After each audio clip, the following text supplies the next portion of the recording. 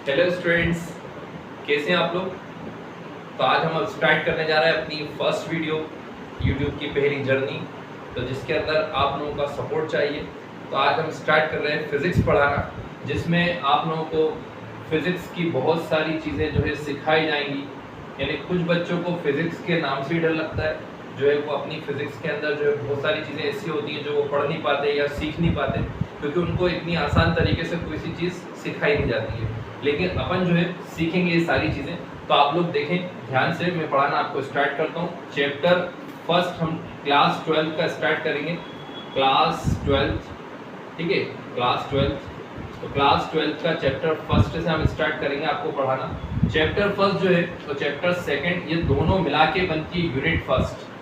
Unit first, और unit first का नाम है इलेक्ट्रोस्टैटिक। यूनिट फर्स्ट क्या अपनी electrostatic.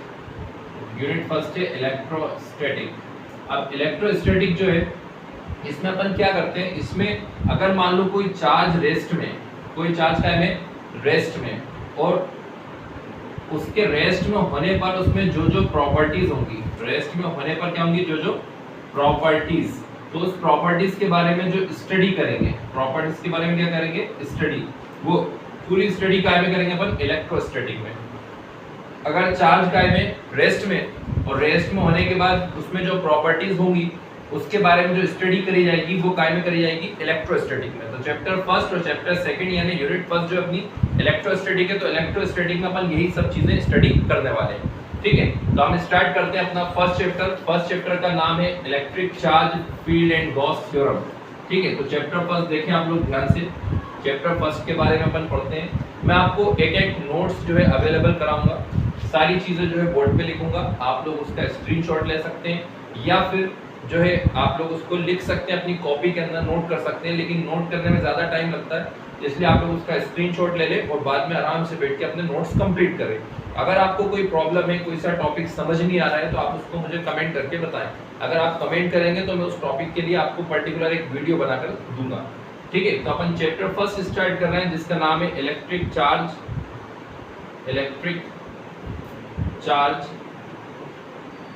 Field and Gauss theorem. ये चैप्टर फर्स्ट का नाम है electric charge field and Gauss theorem. तो सबसे पहली चीज अपनी इसमें जो है अपन स्टार्ट कर रहे हैं इलेक्ट्रिक चार्ज के बारे में। यानी इलेक्ट्रिक चार्ज क्या होता है, इलेक्ट्रिक चार्ज क्या होता है। ठीक है, तो अपन स्टार्ट करते हैं इलेक्ट्रिक चार्ज के बारे में। पूरी डिटेल आपको मैं बताऊंगा इलेक्ट्रिक चार्ज की, इलेक्ट्रिक चार्ज क्या होता है। ठीक है, क्योंकि आज अपनी पहली वीडियो है, इसलिए थोड़ी सी कुछ प्रॉब्लम्स आ सकती हैं, कुछ जो है कठिनाइयाँ मुश्किलें पेश आ सकती हैं, लेकिन धीरे धीरे अपन हर एक मुश्किल, हर एक परेशानी को जो है वो दूर करेंगे। ठीक है, अगर आप लोगों का सपोर्ट रहा तो अपन स्टार्ट कर रहे हैं इलेक्ट्रिक चार्ज के बारे में। इलेक्ट्रिक चार्ज क्या होता है, ध्यान से देखें आप। देखो मेटर का नाम तो आपने सुना ही होगा। मेटर क्या होता है, मेटर को हिंदी में अपन बोलते हैं पदार्थ। मेटर मतलब क्या होता है, पदार्थ। मतलब एक ऐसा सब्सटेंस, मतलब एक ऐसी चीज जिसमें क्या होता है मास, जिसमें क्या होता है मास, मास मतलब वजन, और जो स्पेस को कवर करता है, स्पेस मतलब जगह को घेरता है। आ रही बात समझ में। जैसे कि ये मार्कर, ये एक मेटर है, इसमें मास भी है, वजन भी है, और ये जगह को भी कवर करता है। इसको अगर रख देंगे तो इतनी इतनी जगह ये कवर कर लेगा। आ रही बात समझ में। जैसे आपके हाथ में कॉपी है, तो वो कॉपी के अंदर मास है, और अगर उसको आप रखोगे तो वो जगह को कवर करेगी। ऐसे ये बोर्ड है, इस बोर्ड में मास है, अगर इसको अपन टांग देंगे तो ये इतनी इतनी जगह को क्या कर लेगा, कवर कर लेगा। आ रही बात समझ में। तो इसी टाइप से हर एक चीज जो अपन को नजर आती है वो सब चीज क्या होती है, मेटर है। अब मेटर जो होता है उसमें मास भी होता है, और वो जगह को भी कवर करता है, स्पेस को भी कवर करता है। ये दो क्वालिटीज मेटर के अंदर होती है। ठीक है, अच्छा, मेटर के अंदर दो टाइप के पार्टिकल होते हैं, एक पॉजिटिव और एक नेगेटिव, एक प्लस और एक माइनस। आ रही बात समझ में। ये मेटर के अंदर होते हैं। जैसे मैं आपसे पूछूं कि इस मार्कर के ऊपर प्लस और माइनस कहीं आपको नजर आ रहा है, तो आप कहेंगे नजर नहीं आ रहा है, क्योंकि ये प्लस माइनस जो पॉजिटिव नेगेटिव है ये कहाँ पर है, इसके अंदर है। तो इसीलिए क्या बोला जाएगा, मेटर की जो इंटरनल प्रॉपर्टी है, मेटर की जो अंदर की प्रॉपर्टी है, इंटरनल प्रॉपर्टी है, उसको अपन क्या बोलेंगे, इलेक्ट्रिक चार्ज। ठीक है, तो अपन स्टार्ट करते हैं इलेक्ट्रिक चार्ज के बारे में लिखाना। आपको देखें ध्यान से, आपको समझ में आएगा।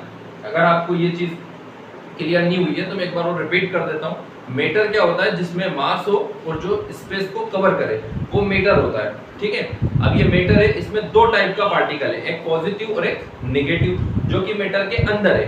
ठीक है, कोई से भी मेटर के अंदर दो टाइप के पार्टिकल होते हैं, प्लस और माइनस, पॉजिटिव और नेगेटिव। तो ये मेटर के अंदर पाए जाते हैं, इसलिए इसका नाम है इंटरनल प्रॉपर्टी ऑफ मेटर। क्या बोलेंगे इसको?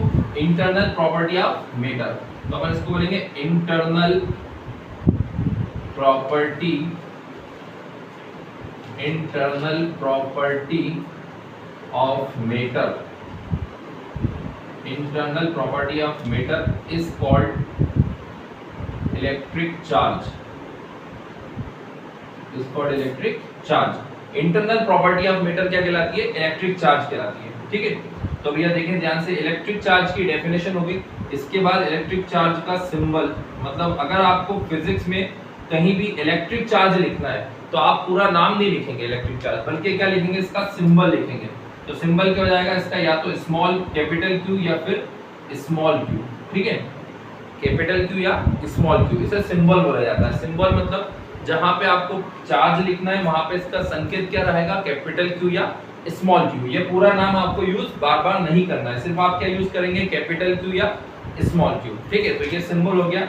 सिंबल के बाद आती है इसकी एसआई यूनिट, इसकी एसआई यूनिट, एसआई यूनिट होती है इसकी कूलाम, COULOMB, कूलाम इसकी एसआई यूनिट है। और सीजीएस यूनिट जो होती है इसकी, वो होती है स्टेट कूलाम।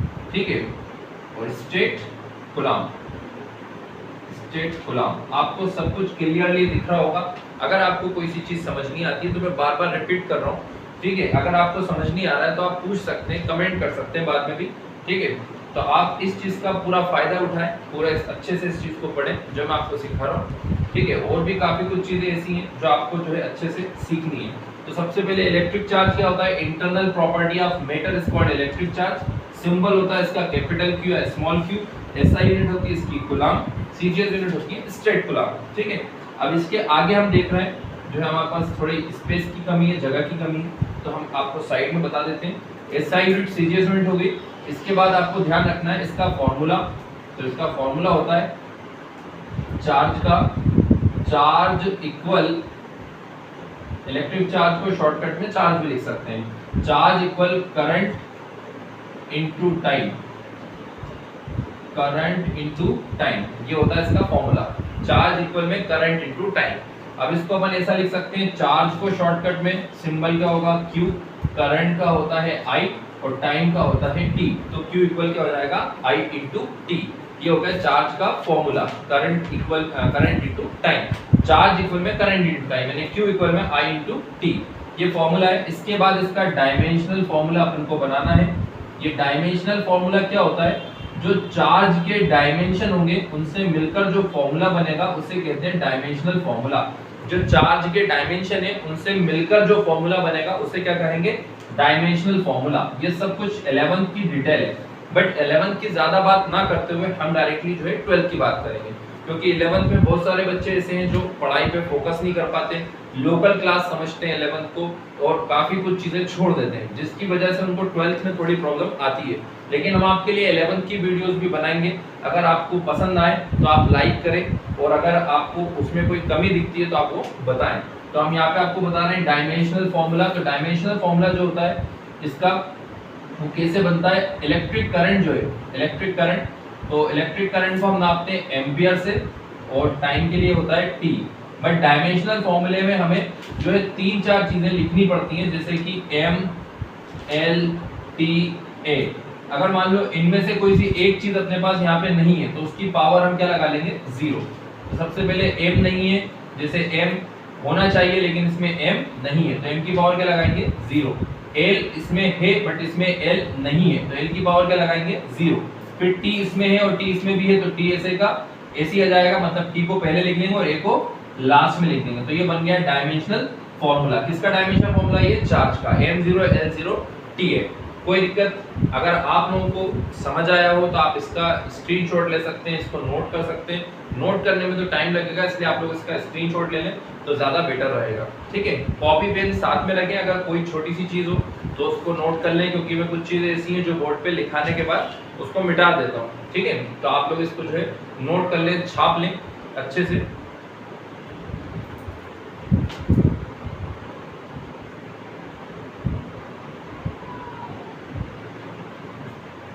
कर लिया नोट, मिटा दें इसको, स्क्रीनशॉट ले लिया हो तो, ठीक है।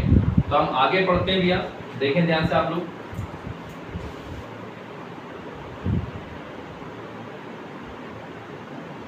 ये चार्ज के बारे में डिटेल थी, इलेक्ट्रिक चार्ज के बारे में। अच्छा, इलेक्ट्रिक चार्ज दो टाइप का होता है, मैं वो भी आपको सिखा देता हूँ, बता देता हूँ। इलेक्ट्रिक चार्ज, इसमें से एग्जाम में जो क्वेश्चंस पूछे जाते हैं बोर्ड क्लास में, वो जनरली 5 मार्क्स का क्वेश्चन पूछा जाता है और बाकी ऑब्जेक्टिव पूछे जाते हैं, ठीक है। लेकिन ब्लूप्रिंट जो है एमपी बोर्ड का चेंज होता रहता है, तो इसके लिए अपन जो है पूरी तरीके से तैयारी करनी है अपने को, कोई सी भी चीज़ मिस नहीं करनी है, कोई सी भी चीज़ छोड़नी नहीं है। तो देखें आप लोग ध्यान से, चार्ज के टाइप्स, ठीक है ना, types of charges, types of charges. Types of charges के पीछे भी एक कहानी है, लेकिन वो कहानी में हम ना उलझते हुए आपको डायरेक्टली बता देते हैं। टाइप्स ऑफ चार्जेस, चार्जेस कितने टाइप का होता है